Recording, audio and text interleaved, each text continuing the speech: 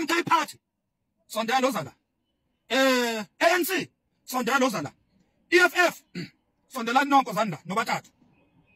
nawe NFP sondelana ngithi mina iANC yase KZN iEFF yase KZN bese kuba iNFP ngithi lezo nhlangano lezo neMK party njengamanje mazihlangane zakho ugovernment eKZN kusho mina bese ngithi baba umsholozi gedlehlekisa Zuma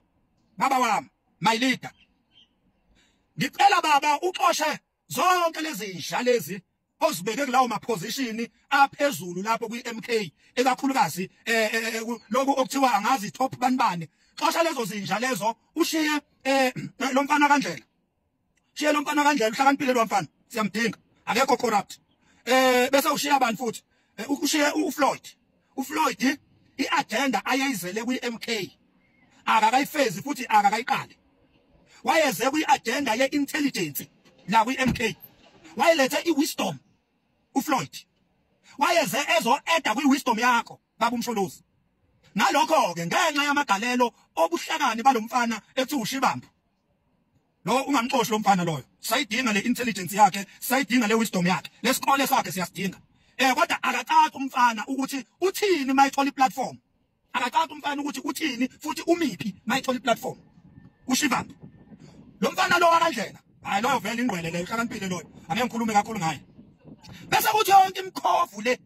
yonke lemkhovu esuka kwiANC ezominyanisa lapha ezodala itraffic ezoletha icorruption ezontshontsha imali icorrupt ivalela abantu ixosha abantu ungavumanga wena baba uZuma sixoshe zonke lezi zinto ziyayibulala iorganization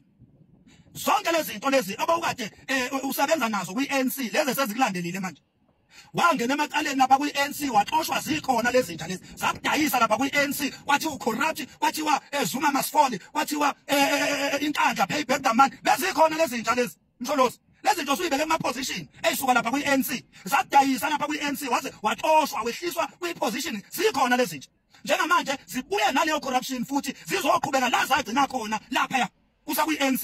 zizoqhubeka lapho zizokucorrupta zizokwenza izinto ziqamba manga zithi wena uyithumile zicorrupt lezi xosha zonke lezi zinto Zuma lezi ezifikile lapho kwiMK zivela kwiANC ayishama gede nje ayiphume lezi zinto lezi iyafa iMK party uma ngaba nibona iSouth Africa iyafa iMK party ibulawa ile migodoyi esuka kwiANC necorruption izocorrupta iMK party lethu umsholozi ayikhuluma wathi akabafuna abantu beANC ukuthi bazocorrupt iMK nangaphela lento yenzeka ubani owaxosha ama members eParliament eMK lawa ama members axoshwa alabo 18 axoshwa ubani ngoba akaxoshwanga ubaba umsholozi lawa ama member lawa ubani owaxosha laba abantu ababe ama members eParliament lapho ngoba abaxoshwanga uZuma laba bantu baxoshwa ubani ovalela abantu abasebenze kanzima for iMK beyiphusha bekhipha imali zabo abanye ba retire ngisho emsebenzini ngenxa yokuthi babe ne vision ngale organizational party beyikhuphula beyisa phezulu bekhipha imali zabo from their pockets mase kufuneka manje iMK seyikuleli izinga abayibeke kulo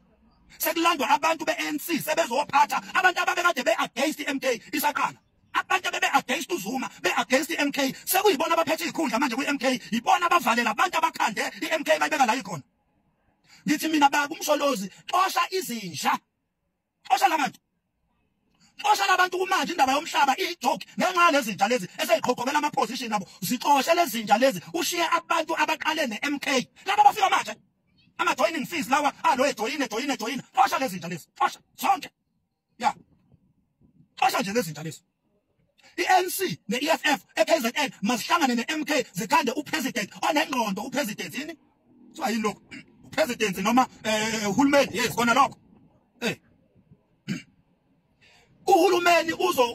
uzokhandwa eKZN uhulumeni oserious hayi le shit le hayi lama semba lawa okuthiwa manje awu government lapho eKZN ngisho mina ugovernment wangempela proper uzokhandwa iMK ibambisene neANC neEFF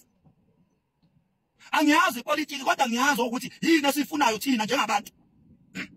angikhulumi politics la ngikhuluma imfuno zethu njengama voters funa ngizwe kahle namhlanje la mina ngikhuluma ngomaskandi kuphela mina la ngichithekile la ngimachot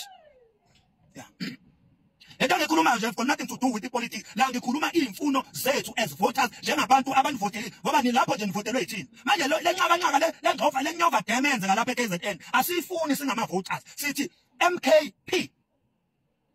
hlangana neANC neEFF nifome ugovernment ithiwa yini governance or government niphathe iKZN ebese kuthi nationally akungene abantu ekuyibona abadulukile baswetha for leli qembu ukuthi libe lali khona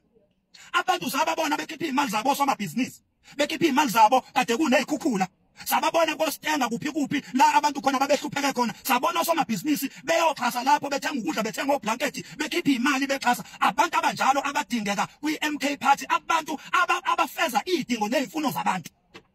Hayi lemsangano ejabulela ama salaries lapho lemsangano ejabulela ukuba in charge lamasimba lawa ajabulela ikhulu asiwafuni lo masimba lawo yeah belithi nje angiletho wami nami umbono ngaleli qembu lami engilithandayo ekuthiwa iMK party lingakafi kade